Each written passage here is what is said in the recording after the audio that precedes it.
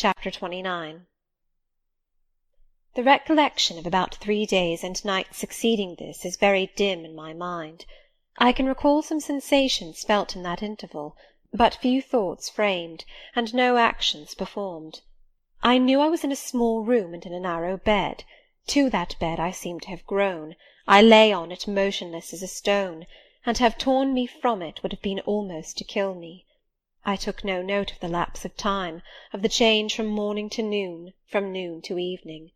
I observed when any one entered or left the apartment. I could even tell who they were. I could understand what was said when the speaker stood near to me, but I could not answer. To open my lips or move my limbs was equally impossible. Hannah, the servant, was my most frequent visitor. Her coming disturbed me. I had a feeling that she wished me away, that she did not understand me or my circumstances, that she was prejudiced against me. Diana and Mary appeared in the chamber once or twice a day. They would whisper sentences of this sort at my bedside. "It is very well we took her in." "Yes, she would certainly have been found dead at the door in the morning had she been left out all night. I wonder what she has gone through. Strange hardships, I imagine. Poor emaciated pallid wanderer. She is not an uneducated person, I should think, by her manner of speaking. Her accent was quite pure, and the clothes she took off, though splashed and wet, were little worn and fine. She has a peculiar face, fleshless and haggard as it is. I rather like it, and when in good health and animated, I can fancy her physiognomy would be agreeable." Never once in their dialogues did I hear a syllable of regret at the hospitality they had extended to me, or of suspicion of, or aversion to, myself. I was comforted. Mr. St. John came but once. He looked at me, and said my state of lethargy was the result of reaction from excessive and protracted fatigue. He pronounced it needless to send for a doctor. Nature, he was sure, would manage best, left to herself. He said every nerve had been overstrained in some way, and the whole system must sleep torpid a while. There was no disease. He imagined my recovery would be rapid enough when once commenced.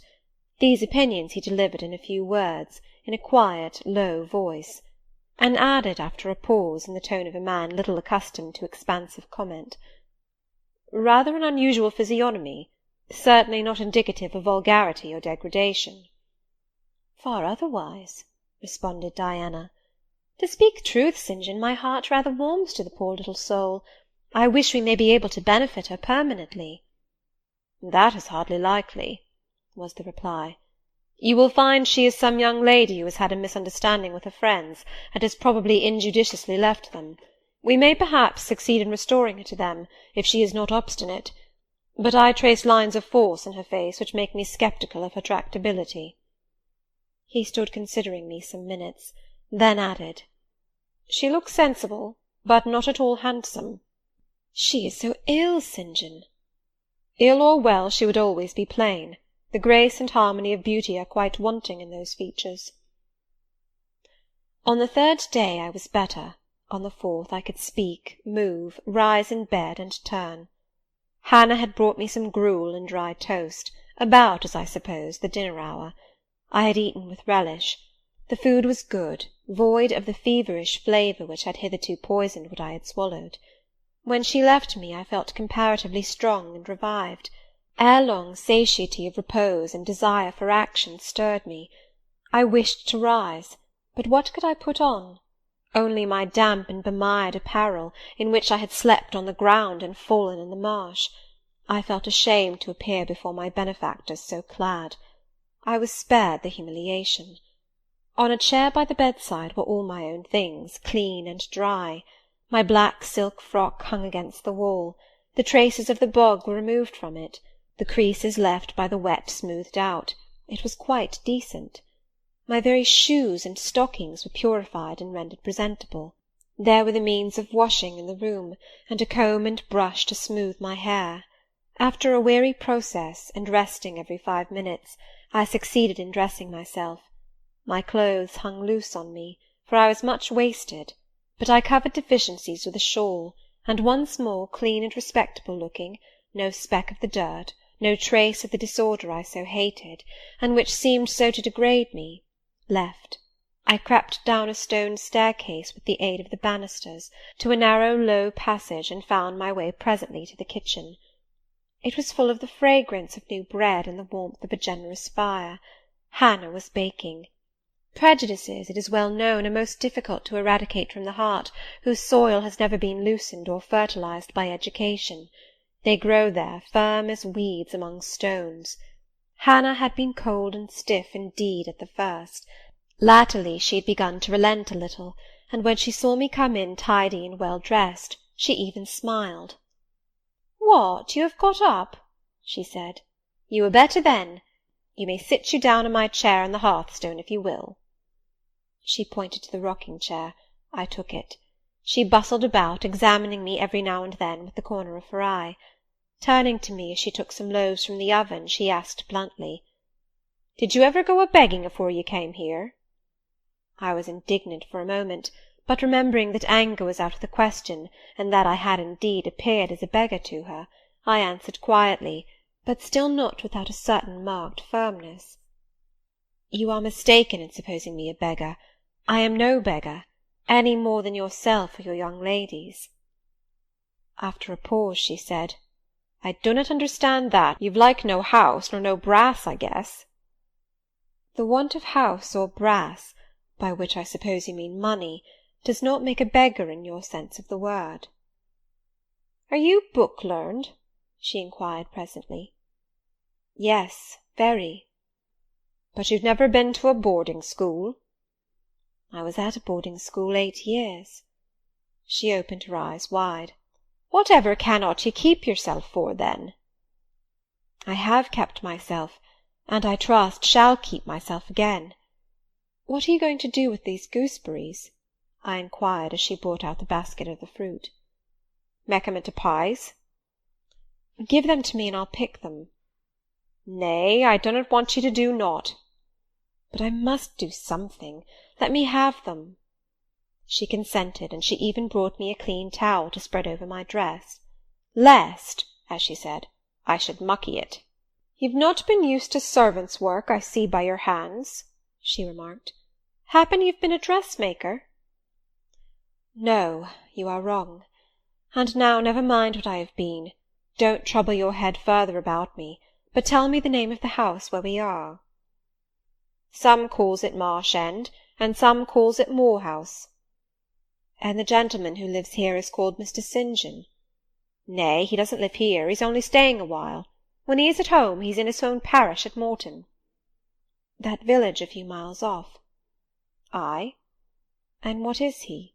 "He is a parson."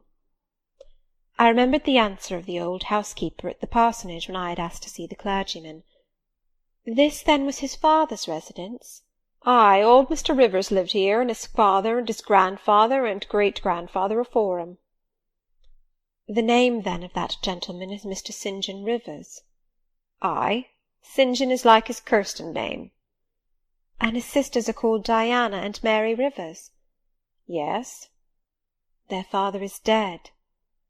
"Dead 3 weeks sin' of a stroke." "They have no mother?" "The mistress has been dead this many a year."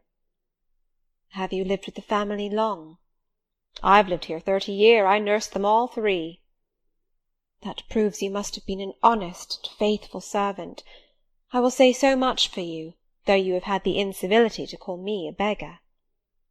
She again regarded me with a surprised stare.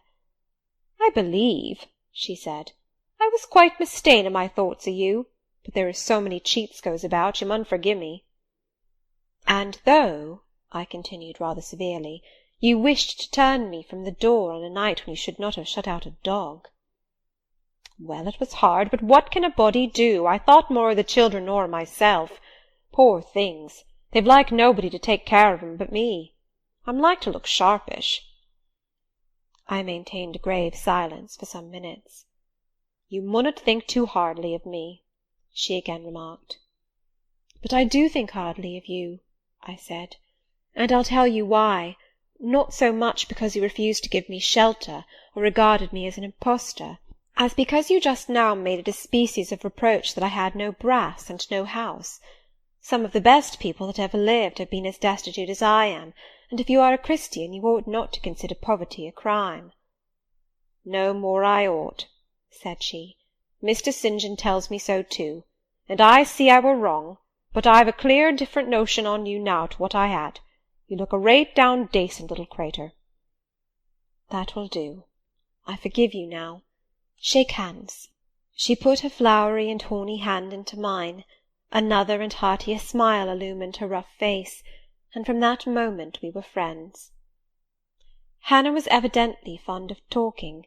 While I picked the fruit, and she made the paste for the pies, she proceeded to give me sundry details about her deceased master and mistress, and the "childer," as she called the young people. Old Mr. Rivers, she said, was a plain enough man, but a gentleman, and of as ancient a family as could be found. Marsh End had belonged to the Rivers ever since it was a house, and it was, she affirmed, "abone 200 year old, for all it looked but a small humble place, not to compare with Mr. Oliver's grand hall down in Morton Vale. But she could remember Bill Oliver's father a journeyman needle-maker, and the Rivers were gentry the old days of the Henrys, as anybody might see by looking into the registers of Morton Church vestry."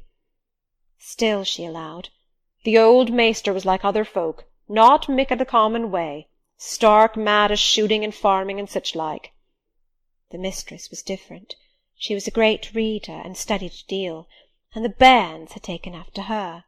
There was nothing like them in these parts, nor never had been. They had liked learning, all three, almost from the time they could speak, and they had always been "of a make o' their own."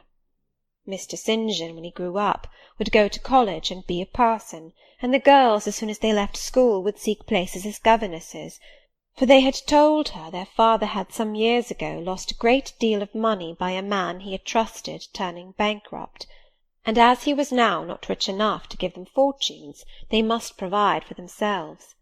They had lived very little at home for a long while, and were only come now to stay a few weeks on account of their father's death.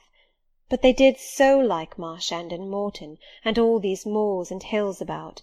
They had been in London and many other grand towns, but they always said there was no place like home, and then they were so agreeable with each other, never fell out nor threaped. She did not know there was such a family for being united. Having finished my task of gooseberry picking, I asked where the two ladies and their brother were now. "Gone over to Morton for a walk, but they would be back in half an hour to tea." They returned within the time Hannah had allotted them. They entered by the kitchen door. Mr. St. John, when he saw me, merely bowed and passed through. The two ladies stopped. Mary, in a few words, kindly and calmly expressed the pleasure she felt in seeing me well enough to be able to come down. Diana took my hand. She shook her head at me. "You should have waited for my leave to descend," she said. "You still look very pale, and so thin. Poor child! Poor girl!" Diana had a voice toned, to my ear, like the cooing of a dove. She possessed eyes whose gaze I delighted to encounter. Her whole face seemed to me full of charm. Mary's countenance was equally intelligent, her features equally pretty, but her expression was more reserved, and her manners, though gentle, more distant. Diana looked and spoke with a certain authority. She had will, evidently. It was my nature to feel pleasure in yielding to an authority supported like hers, and to bend, where my conscience and self-respect permitted, to an active will. "And what business have you here?" she continued. "It is not your place. Mary and I sit in the kitchen sometimes, because at home we like to be free, even to licence. But you are a visitor, and must go into the parlour." "I am very well here." "Not at all, with Hannah bustling about and covering you with flour." "Besides, the fire is too hot for you," interposed Mary. "To be sure," added her sister. "Come, you must be obedient." And still holding my hand, she made me rise, and led me into the inner room. "Sit there," she said, placing me on the sofa, "while we take our things off and get the tea ready. It is another privilege we exercise in our little moorland home, to prepare our own meals when we are so inclined, or when Hannah is baking, brewing, washing, or ironing." She closed the door, leaving me solus of Mr. St. John, who sat opposite, a book or newspaper in his hand. I examined first the parlour, and then its occupant. The parlour was rather a small room, very plainly furnished, yet comfortable because clean and neat. The old-fashioned chairs were very bright, and the walnut-wood table was like a looking-glass. A few strange antique portraits of the men and women of other days decorated the stained walls. A cupboard with glass doors contained some books and an ancient set of china. There was no superfluous ornament in the room, not one modern piece of furniture, save a brace of work-boxes and a lady's desk in rosewood, which stood on a side table. Everything, including the carpet and curtains, looked at once well worn and well saved. Mr. St. John, sitting as still as one of the dusty pictures on the walls, keeping his eyes fixed on the page he perused, and his lips mutely sealed, was easy enough to examine. Had he been a statue instead of a man, he could not have been any easier. He was young, perhaps from 28 to 30, tall, slender. His face riveted the eye. It was like a Greek face, very pure in outline, quite a straight classic nose, quite an Athenian mouth and chin. It is seldom indeed an English face comes so near the antique models as did his. He might well be a little shocked at the irregularity of my lineaments, his own being so harmonious. His eyes were large and blue, with brown lashes. His high forehead, colourless as ivory, was partially streaked over by careless locks of fair hair. This is a gentle delineation, is it not, reader? Yet he whom it describes scarcely impressed one with the idea of a gentle, a yielding, an impressible, or even of a placid nature. Quiescent as he now sat, there was something about his nostril, his mouth, his brow, which to my perceptions indicated elements within either restless or hard or eager. He did not speak to me one word, nor even direct to me one glance, till his sisters returned. Diana, as she passed in and out in the course of preparing tea, brought me a little cake, baked on the top of the oven. "Eat that now," she said. "You must be hungry. Hannah says you have had nothing but some gruel since breakfast." I did not refuse it, for my appetite was awakened and keen. Mr. Rivers now closed his book, approached the table, and as he took a seat, fixed his blue, pictorial-looking eyes full on me. There was an unceremonious directness, a searching, decided steadfastness in his gaze now, which told that intention, and not diffidence, had hitherto kept it averted from the stranger. "You are very hungry," he said. "I am, sir." It is my way, it always was my way by instinct, ever to meet the brief with brevity, the direct with plainness. "It is well for you that a low fever has forced you to abstain for the last 3 days. There would have been danger in yielding to the cravings of your appetite at first. Now you may eat, though still not immoderately." "I trust I shall not eat long at your expense, sir," was my very clumsily contrived, unpolished answer. "No," he said coolly. "When you have indicated to us the residence of your friends, we can write to them, and you may be restored to home." "That I must plainly tell you is out of my power to do, being absolutely without home and friends." The three looked at me, but not distrustfully. I felt there was no suspicion in their glances, there was more of curiosity. I speak particularly of the young ladies. St. John's eyes, though clear enough in a literal sense, in a figurative one were difficult to fathom. He seemed to use them rather as instruments to search other people's thoughts than as agents to reveal his own, the which combination of keenness and reserve was considerably more calculated to embarrass than to encourage. "Do you mean to say," he asked, "that you are completely isolated from every connection?" "I do. Not a tie links me to any living thing. Not a claim do I possess to admittance under any roof in England." "A most singular position at your age." Here I saw his glance directed to my hands, which were folded on the table before me. I wondered what he sought there. His words soon explained the quest. "You have never been married? You are a spinster?" Diana laughed. "Why, she can't be above 17 or 18 years old, St. John," said she. "I am near 19, but I am not married. No." I felt a burning glow mount to my face, for bitter and agitating recollections were awakened by the allusion to marriage. They all saw the embarrassment and the emotion. Diana and Mary relieved me by turning their eyes elsewhere than to my crimson visage, but the colder and sterner brother continued to gaze, till the trouble he had excited forced out tears as well as colour. "Where did you last reside?" he now asked. "You are too inquisitive, St. John," murmured Mary in a low voice, but he leaned over the table and required an answer by a second firm and piercing look. "The name of the place where, and of the person with whom I lived, is my secret," I replied concisely. "Which, if you like, you have, in my opinion, a right to keep, both from St. John and from every other questioner," remarked Diana. "Yet, if I know nothing about you or your history, I cannot help you," he said. "And you need help, do you not?" "I need it, and I seek it so far, sir, that some true philanthropist will put me in the way of getting work which I can do, and the remuneration for which will keep me, if but in the barest necessities of life." "I know not whether I am a true philanthropist, yet I am willing to aid you to the utmost of my power in a purpose so honest. First, then, tell me what you have been accustomed to do, and what you can do." I had now swallowed my tea. I was mightily refreshed by the beverage, as much so as a giant with wine. It gave new tone to my unstrung nerves, and enabled me to address this penetrating young judge steadily.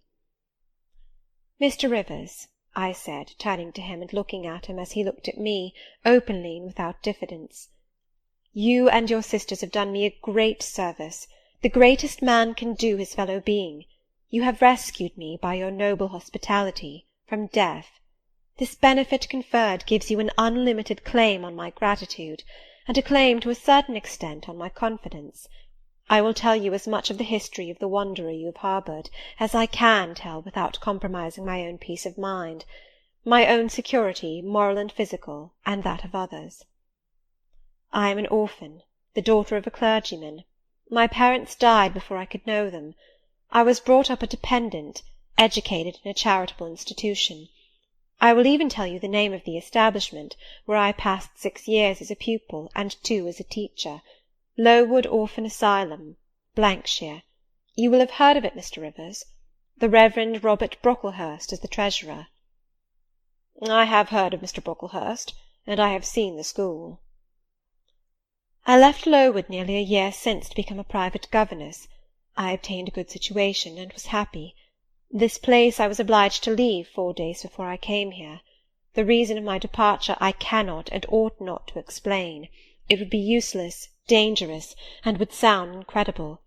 No blame attached to me. I am as free from culpability as any one of you 3. Miserable I am, and must be for a time, for the catastrophe which drove me from a house I had found a paradise was of a strange and direful nature. I observed but 2 points in planning my departure: speed, secrecy.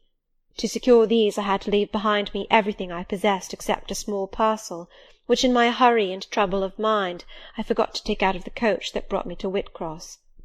To this neighbourhood, then, I came, quite destitute. I slept 2 nights in the open air, and wandered about 2 days without crossing a threshold. But twice in that space of time did I taste food, and it was when brought by hunger, exhaustion, and despair almost to the last gasp, that you, Mr. Rivers, forbade me to perish of want at your door, and took me under the shelter of your roof.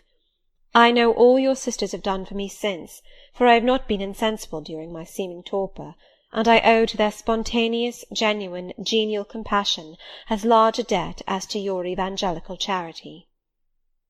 "Don't make her talk any more now, St. John," said Diana as I paused. "She is evidently not yet fit for excitement. Come to the sofa and sit down now, Miss Elliot." I gave an involuntary half-start at hearing the alias. I had forgotten my new name. Mr. Rivers, whom nothing seemed to escape, noticed it at once. "You said your name was Jane Elliot," he observed. "I did say so, and it is the name by which I think it expedient to be called at present, but it is not my real name, and when I hear it, it sounds strange to me."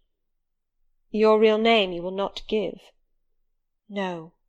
I fear discovery above all things, and whatever disclosure would lead to it, I avoid." "You are quite right, I am sure," said Diana. Now do, brother, let her be at peace a while." But when St. John had mused a few moments, he recommenced as imperturbably and with as much acumen as ever. "You would not like to be long dependent on our hospitality. You would wish, I see, to dispense as soon as may be with my sister's compassion, and above all with my charity. I am quite sensible of the distinction drawn, nor do I resent it. It is just. You desire to be independent of us?" "I do. I have already said so. Show me how to work, or how to seek work. That is all I now ask. Then let me go, if it be but to the meanest cottage. But till then allow me to stay here. I dread another essay of the horrors of homeless destitution." "Indeed you shall stay here," said Diana, putting her white hand on my head. "You shall," repeated Mary, in the tone of undemonstrative sincerity which seemed natural to her. "My sisters, you see, have a pleasure in keeping you," said Mr. St. John, "as they would have a pleasure in keeping and cherishing a half-frozen bird some wintry wind might have driven through their casement. I feel more inclination to put you in the way of keeping yourself, and shall endeavour to do so. But observe, my sphere is narrow. I am but the incumbent of a poor county parish. My aid must be of the humblest sort. And if you are inclined to despise the day of small things, seek some more efficient succour than such as I can offer." "She has already said that she is willing to do anything honest she can do," answered Diana for me. "And you know, St. John, she has no choice of helpers. She is forced to put up with such crusty people as you." "I will be a dressmaker. I will be a plain workwoman. I will be a servant, a nurse-girl, if I can be no better," I answered. "Right," said Mr. St. John, quite coolly. "If such is your spirit, I promise to aid you in my own time and way." He now resumed the book with which he had been occupied before tea. I soon withdrew, for I had talked as much and sat up as long as my present strength would permit. Chapter